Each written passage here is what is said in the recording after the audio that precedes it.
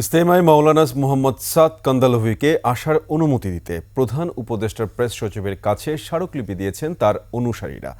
মঙ্গলবার সকালে একটি প্রতিনিধি দল মিন্টু রোডে প্রধান উপদেষ্টার বাসভবনে গিয়ে এই স্মারকলিপি দেয়। তাদের দাবির বিষয়ে আশ্বস্ত করেন প্রেস সচিব। বিস্তারিত জানাচ্ছেন তরিকুল ইসলাম।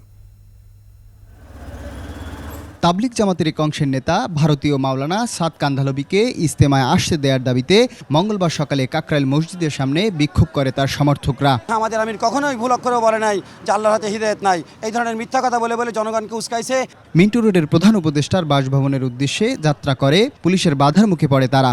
সে সময় কাকরাইল ও এর আশপাশ এলাকায় সড়কে ব্যাপক যানজটের সৃষ্টি হয়। আমাদের আমির বাংলাদেশে আসবেন না মাওলানা সাদ, আর আমরা এটা মেনে নিব, এইটা মনে করা ভুল হচ্ছে। পরে প্রধান উপদেষ্টার বাসভবনের সামনে যাওয়ার অনুমতি পান সাতপন্থীদের প্রতিনিধি দল। প্রেস সচিব শফিকুল আলমের কাছে স্মারকলিপি দেন তারা।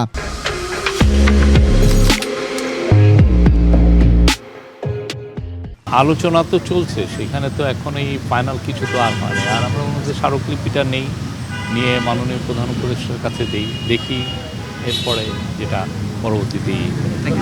আগামী বছরের ৩১ জানুয়ারি থেকে ২ ফেব্রুয়ারি পর্যন্ত বিশ্ব ইজতেমার প্রথম পর্ব এবং ৭ থেকে ৯ ফেব্রুয়ারি দ্বিতীয় পর্ব অনুষ্ঠিত হবে।